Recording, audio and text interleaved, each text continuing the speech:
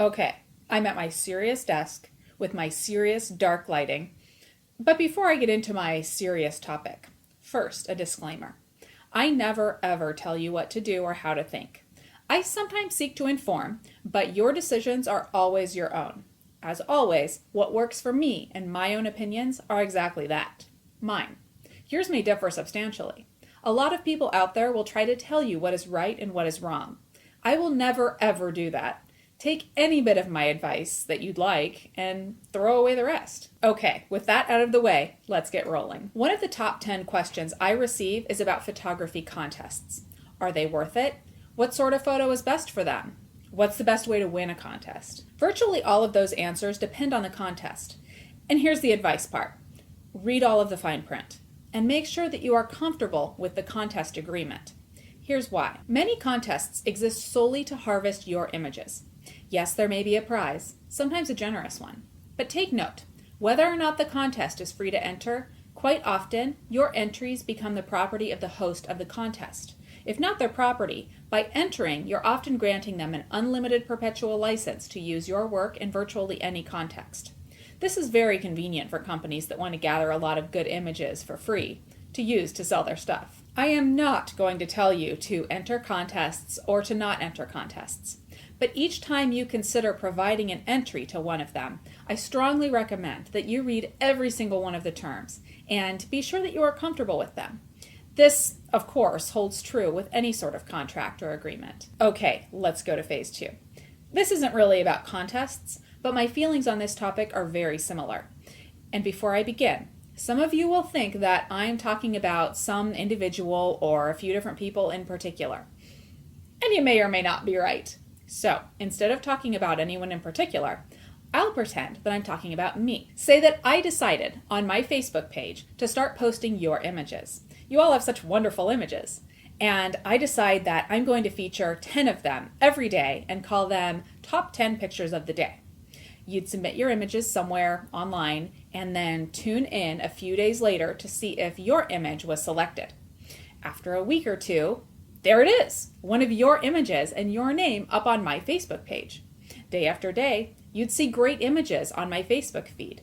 And so many likes coming in, shares, new likes on my page. Hey, this is community, right? The more we share, the better. Then a second image of yours gets picked. Then a third.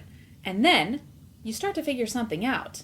The thrill of seeing your image up on my page is great, but it seems after a while that I'm using all of these great images taken by other people to bring traffic and attention to my site.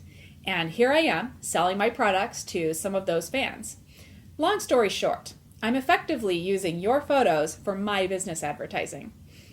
Everyone's willing. People are submitting images for the top 10, happy when they're selected, and day after day, more traffic comes into my site based on your work. Okay, I made up a fictional example, but I do go behind the artist sometimes and feature your work, and I enjoy doing it.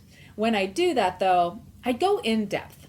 It's for you, my audience, and it's an honest attempt to get the artist's work in front of more eyeballs and to expose your eyeballs to a different kind of work.